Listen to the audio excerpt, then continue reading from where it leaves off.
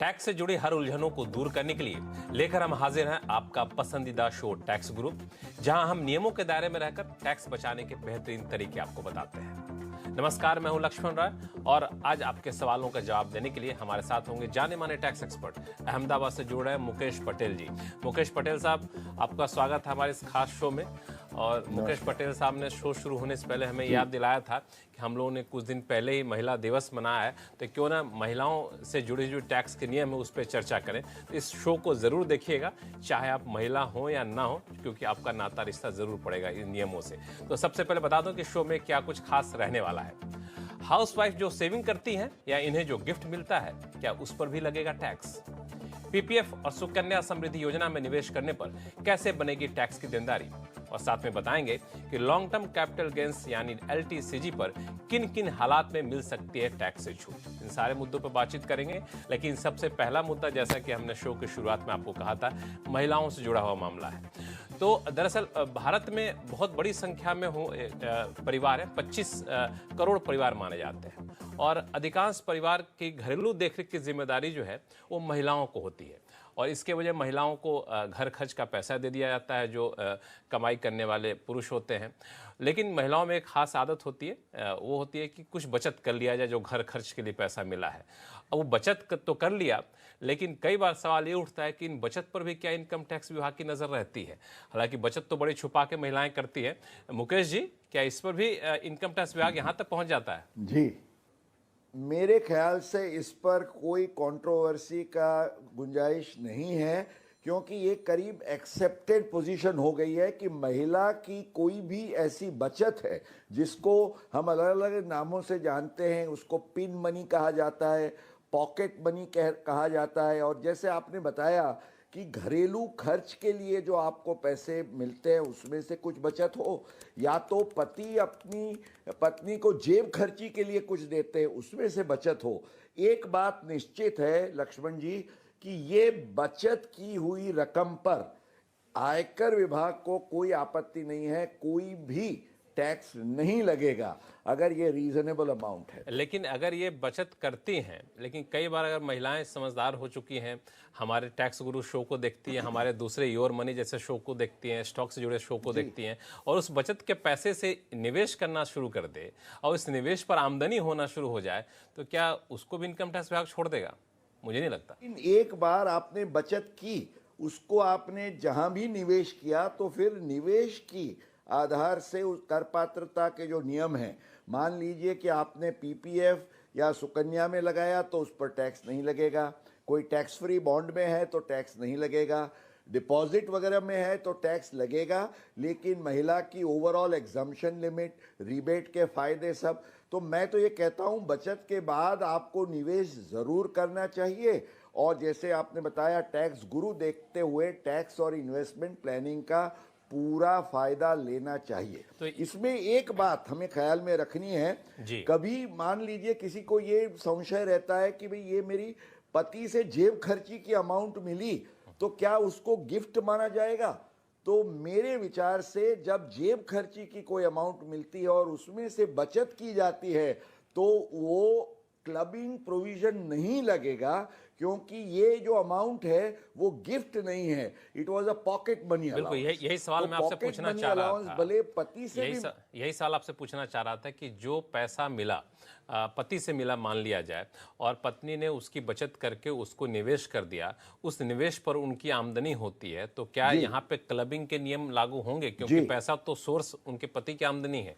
बिल्कुल नहीं, you see source में जो जरूरी बात है, अब जैसे पति ने लोन दिया तो उस पर कोई क्लबिंग नहीं होता है, पति ने पॉकेट मनी दिया तो वो गिफ्ट नहीं है, पति ने पॉकेट मनी यूज करने के लिए दिया, उसमें से कोई बचत होती है तो उसको गिफ्ट नहीं माना जाता है, गिफ्ट पर से दी जाती है तभी क्लबिंग लगता है। इसलिए बिल्कुल। बिल्कुल नहीं। चलिए, तो यहाँ पे इनकम टैक्स विभाग से थोड़ी सी राहत मिली हुई है, लेकिन एक शब्द का जो इस्तेमाल किया मुकेश पटेल जी ने, वो है गिफ्ट।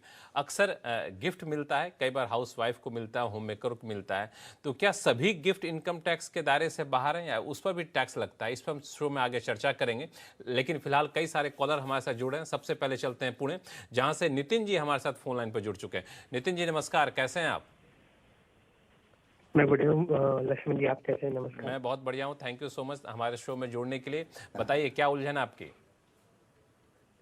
सर, मेरा क्वेश्चन पीपीएफ और सुकन्या समृद्धि अकाउंट से रिलेटेड है। जी। तो मेरे दोनों बच्चों का अकाउंट है, एक का पीपीएफ है और एक का सुकन्या समृद्धि है। मैं दोनों में निवेश करता हूँ मंथली, थोड़ा थोड़ा सेविंग के हिसाब से। ठीक है। तो मेरा एक सवाल था कि इसके ऊपर जो इंटरेस्ट मिलता है वो तो टैक्स फ्री होता है, तो क्या उसे मुझे अपने इनकम में दिखाना पड़ेगा?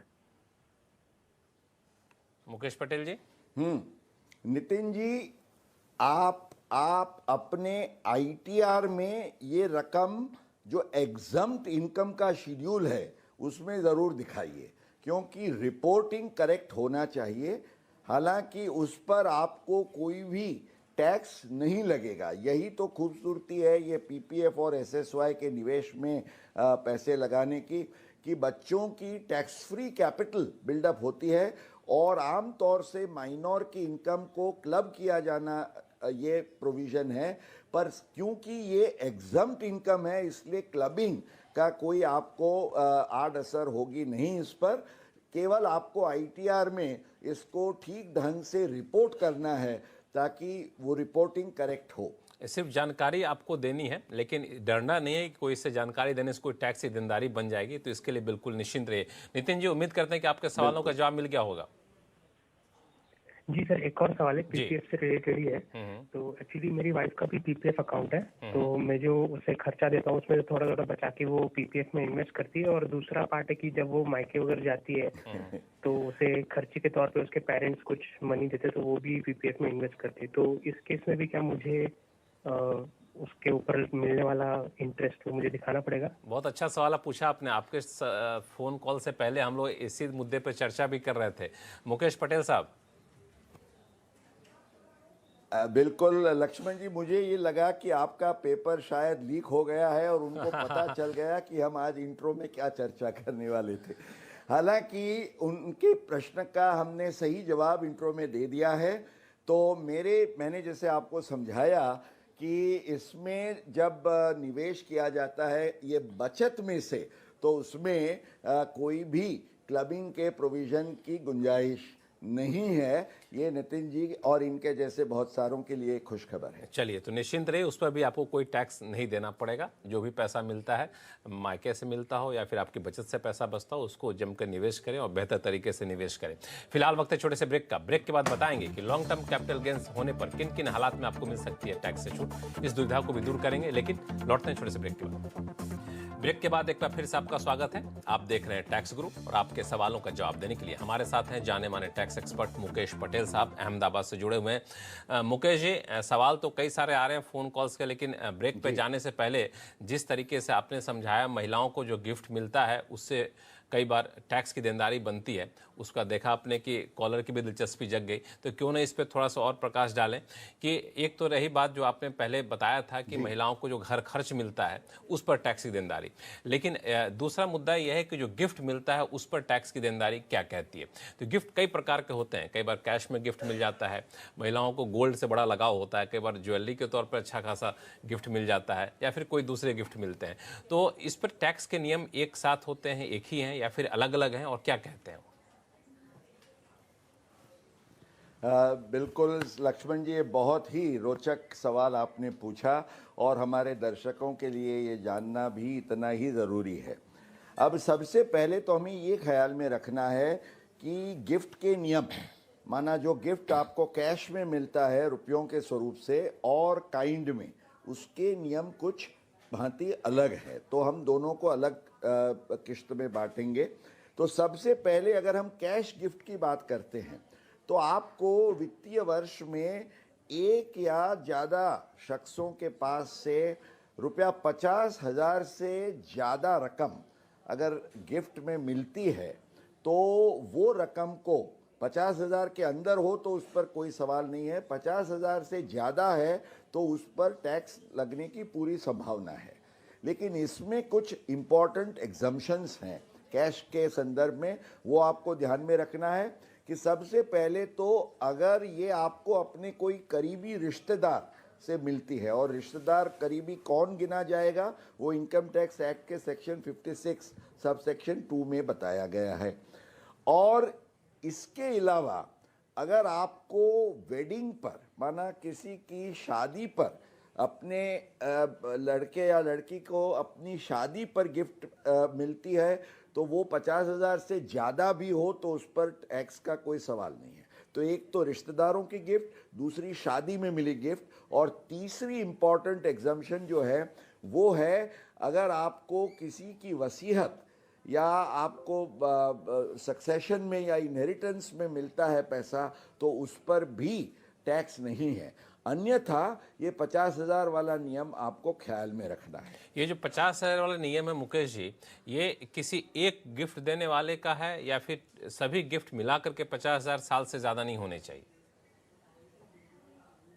बिल्कुल लक्ष्मण जी, जैसे मैंने बताया कि वित्तीय वर्ष में एक या ज़्यादा शख्स के पास से एक या उससे ज़्यादा राशि में मिली हुई रकम कुल मिला के 50,000 से अगर ये ज़्यादा होती है, पर मैंने जैसे बताया रिश्तेदारों की गिफ्ट को अलग रख के बिन नॉन रिलेटिव्स की गिफ्ट के लिए ये 50,000 का मायना रखता है। और इसमें भी अगर ये इन काइंड है, जैसे आपने बताया सोने चांदी की गिफ्ट हो, अब ये काइंड वाली गिफ्ट्स में हर एक गिफ्ट पर ये 50,000 का नियम जो है वो लागू पड़ना ज़रूरी नहीं है।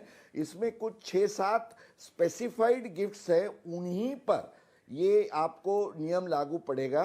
तो क्या कौन कौन सी गिफ्ट्स इन काइंड का इसमें समावेश किया गया है? तो सबसे पहले तो जैसे प्रॉपर्टी है, इमोल्ड प्रॉपर्टी है, फिर ज्वेलरी एंड ऑर्नामेंट्स है, गोल्ड सिल्वर जिसको हम बुलियन कहते हैं उसका भी समावेश किया है, फिर शेयर्स या सिक्योरिटीज़ म्यूचुअल फंड्स का भी इसमें समावेश होगा, बॉन्ड्स होंगे, और इसके सिवा कोई वर्क ऑफ आर्ट है, कोई पेंटिंग है, कोई आर्ट वर्क है, तो ये सब जो है इसको 50,000 के दायरे में गिना जाएगा। तो इससे एक बड़ी महत्वपूर्ण चीज़ हमारे दर्शकों को ख्याल में रखनी है, महिला हो या पुरुष हो, अगर आपको बिन रिश्तेदार से भी मान लीजिए कोई मोटर कार मिलती है, मान लीजिए कोई टीवी या रेफ्रिजरेटर मिलता, कोई भी इलेक्ट्रॉनिक चीज़ मिलती है, या तो चांदी के बर्तन भी मिलते हैं, क्योंकि इन सब चीज़ों का समावेश होता नहीं है। तो प्लानिंग ये करनी चाहिए, मान लीजिए आपको किसी को विमेंस डे पर गिफ्ट देनी है अपनी कोई दोस्त या बिन रिश्तेदार को, तो आपको आप चाहते हैं कि वो उसका उपयोग अपना मान लीजिए एक छोटी सी मोटर कार के लिए करे, तो मोटर कार के लिए पैसे देंगे तो उसको टैक्स लगेगा, पर अगर आप मोटर कार ही खरीद के देंगे कोई प्रॉब्लम नहीं। बहुत ही बेहतरीन बात जो आपने बताई है, जो एग्जम्प्ट अंतर है। गिफ्ट्स इन काइंड है उसका प्लानिंग बहुत खूबसूरत हो सकता है। बिल्कुल, मुकेश जी ने बड़ा सही तरीका बताया कि गिफ्ट देना चाहते हैं टैक्स ना लगे गिफ्ट लेने वाले के ऊपर, तो उसका एक तरीका है। इसका एग्जांपल मोटर कार देकर के उन्होंने बताया भी। चलिए अब शुरू करते हैं वापस से सवाल जवाब का सिलसिला। सबसे पहले चलते हैं वडोदरा, जहां से भूपेंद्र त्रिपाठी जी हमारे साथ फोन लाइन पर है। त्रिपाठी जी नमस्कार। नमस्कार साहब। बताएं क्या सवाल है आपके पास? हाँ साहब, मेरा सवाल ये है कि जैसे अभी रिसेंट बजट में न्यू टैक्स रेजिम को बाय डिफॉल्ट कर दिया है, जी जी, तो उसमें म्यूचुअल फंड या स्टॉक का अगर सेल करते हैं तो अंडर सेक्शन 112A 1 लाख रुपया तक का थ्रेशोल्ड लिमिट था, जहां तक आपको टैक्स नहीं लगता था। 1 लाख से ऊपर अगर long term capital gain tax होता है तो टैक्स लगता था। तो ये न्यू टैक्स रेजिम में उसके बारे में कुछ है नहीं, तो will that 1 lakh exemption will remain as it is in new tax regime or not? Mukesh ji. Lakshman जी, भूपेंद्र जी का सवाल जो है बहुत इंटरेस्टिंग है और इम्पोर्टेंट भी है। भूपेंद्र जी, आपने बहुत समझदारी से यह बात बताई कि सेक्शन 112A अब यहाँ मुझे एक चीज़ क्लैरिफाई करने दीजिए कि ये एक्चुअली एग्जम्पशन नहीं है, इसमें प्रावधान ये है कि 1 लाख रुपये तक का अगर आपका इक्विटी का कोई भी शेयर या म्यूचुअल फंड का लॉन्ग टर्म कैपिटल गेन है जिस पर एसटीटी भरा गया है, तो उस पर जब आप गिनती करते हैं पूरे आपके एलटीसीजी की, तो 1 लाख तक के एलटीसीजी पर टैक्स नहीं लगेगा। माना ये जो एलटीसीजी की अमाउंट है वो आपकी टोटल इनकम में ज़रूर गिनी जाएगी, पर ये 1 लाख रुपये तक की रकम पर टैक्स नहीं लगेगा। तो ये ख्याल में रखिए। और आपका जो सवाल है कि न्यू रेजिम में भी ये टैक्स का जो फ़ायदा है कि 1 लाख रुपये तक नहीं लगे, वो चालू रहेगा या नहीं, तो द आंसर इज़ यस। पुराने में हो या नए में हो, दोनों स्कीम में ये आपको फ़ायदा मिलेगा। पर यहाँ आपको ध्यान में रखना यह है, मान लीजिए आप 7 लाख रुपये के दायरे में नई स्कीम में ज़ीरो टैक्स का प्लानिंग करने जा रहे हैं, तो उस समय पर आपको ख्याल में ये रखना है, मान लीजिए आपकी 6.5 लाख रुपये की आपकी सैलरी या इंटरेस्ट की इनकम है और 1 लाख रुपया आपका ये लॉन्ग टर्म कैपिटल गेन्स है। आप अगर ये समझें कि ये 1 लाख तो एग्जम्प्ट है, इसलिए 6.5 लाख 7 लाख के अंदर है तो मुझे रिबेट मिल जाएगा, इसलिए ज़ीरो टैक्स है, तो ये आपकी गलतफहमी है। क्योंकि आपकी इनकम गिनी जाएगी 6.5 और 1 7.5 लाख, और ये 7 लाख से ज़्यादा है इसलिए रिबेट नहीं मिलेगा। हालांकि 1 लाख पर आपको टैक्स नहीं भरना है, पर ये टोटल इनकम में गिनी जाएगी, इसको आप जरूर ख्याल में रखिए। बिल्कुल, ये 7 लाख रिबेट वाला जो मामला था उस पर बहुत लोगों को काफ़ी कन्फ्यूज़न है और मुकेश पटेल जी ने बहुत ही बेहतरीन तरीके से इसको समझा दिया है। तो सिर्फ भूपेंद्र साहब ही नहीं बल्कि दूसरे दर्शक भी जो देख रहे हैं हमारे शो को, इसका ख्याल रखिए कि 7 लाख के रिबेट का जो प्रावधान जो ऐलान बजट में वित्त मंत्री ने किया था उसमें एक पेज है, उसकी फाइन प्रिंट्स है जिसका हमें ख्याल रखना होगा, वरना आप टैक्स की देनदारी का कैलकुलेशन करने में गड़बड़ कर सकते हैं। चलिए वापस चलते हैं कॉलर के पास। हमारे साथ मणिक लाल रे साहब जुड़े हुए हैं कोलकाता से। मणिक साहब नमस्कार। हाँ नमस्कार। नमस्कार जी बताएं। हमारा सवाल यही है, हमारा सवाल यही है जी 2002 और 2009 में हम रिलायंस इंडस्ट्रीज का 45+45 शेयर हम खरीद किया था। हाँ अभी उसके बाद 2017 में हमको और 90 शेयर हमको बोनस मिला है, कुल मिला के 180 शेयर। अभी हम कुछ कुछ करके बेचना मांगते हो, टैक्स इम्प्लीकेशन क्या होगा? अब रिटायर्ड आदमी उम्र भी बहुत हो गया उसकी, यही सवाल है। मेरे ख्याल से आपका सवाल ये है कि आगे आपने इसको फिजिकल फॉर्म में होल्ड किया था, अब आप इसको डीमैट में अभी कन्वर्ट किया है शायद 3 महीने पहले, और उसको आप अभी बेचना चाहते हैं। तो ये आपने बड़ा एक इंटरेस्टिंग इशू खड़ा किया है कि भाई डीमैट में अगर 3 महीने ही रखे हैं और आप इसको अभी बेच रहे हैं, तो इसको लॉन्ग टर्म गिना जाएगा या शॉर्ट टर्म? हालांकि शेयर्स फिजिकल फॉर्म में तो आपके पास काफ़ी पुराने अरसे से है। इसी पर एक जब डीमैट का ये कानून आया तब 1998 में एक सीबीडीटी का सर्कुलर आया, सर्कुलर नंबर 768। उसमें इसके बारे में सब पूरी जानकारी दी गई और उसमें ये कहा गया कि जो आपका एक्चुअल फिजिकल शेयर की जो डेट है उसी को मानी जाएगी, ताकि इसी केस में आपके लिए भी ये लॉन्ग टर्म हो जाएगा। अब डीमैट में आने के बाद सब शेयर्स इकट्ठे हो जाते हैं, तो आप उसको बेचें तो क्या नियम लगेगा? तो उसके लिए भी सेक्शन 45 सब सेक्शन 2A है, ये कहता है कि ऐसे केस में फीफो मेथड, माना फर्स्ट इन फर्स्ट आउट, जो डीमैट में सबसे पहले आए वो आपने पहले बेचे, ऐसा माना जाएगा। और इसके साथ आपको ये भी ख्याल करना है कि आपकी भले वैल्यू पुरानी हो, वो कम हो सकती है, लेकिन 31 जनवरी 2018 की वैल्यू को आप ग्रैंडफादरिंग के लिए लेके यही डीमैट वाले शेयर्स बेचते हैं, उसको लॉन्ग टर्म के आधार से आप अपनी टैक्स की गिनती कर सकते हैं। लक्ष्मण जी, तो डीमैट में जो शेयर पहले आए और उसको पहले माना जाएगा, उसके हिसाब से आप जब बेचेंगे तो टैक्स की देनदारी तय होगी। और फिलहाल वक्त है छोटे से ब्रेक का।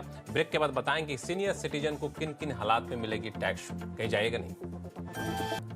चलिए अब चलते हैं लखनऊ, जहां से ओपी गुप्ता साहब का सवाल आया है। दरअसल ये एक सरकारी कर्मचारी हैं और स्पाइनल इंजरी के कारण दिव्यांग की श्रेणी में आ गए हैं और इन्हें जानना है कि नई इनकम टैक्स रिजीम में सीनियर सिटीजन और 70% दिव्यांग वाले लोगों को जो एडिशनल 50,000 और 1,25,000 आय पर छूट मिलती थी, क्या वो मिलेगी? क्या मतलब इस छूट का फायदा उन्हें मिल पाएगा? मुकेश जी।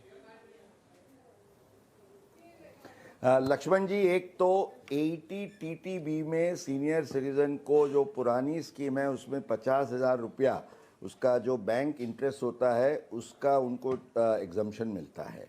और एक सेक्शन 80U में ये जो दिव्यांग है और 70 नहीं, एक्चुअली करेक्ट 80% है इनकम टैक्स रूल्स के हिसाब से। आपकी ज़्यादा डिसेबिलिटी है तो आपको 1,25,000 की भी छूट मिलती है। अब ये दोनों जो छूट है वो पुरानी स्कीम से लिंक्ड है। नई स्कीम में इसका फ़ायदा सीनियर सिटीजन्स को नहीं मिलेगा, ये ख्याल में रखना है।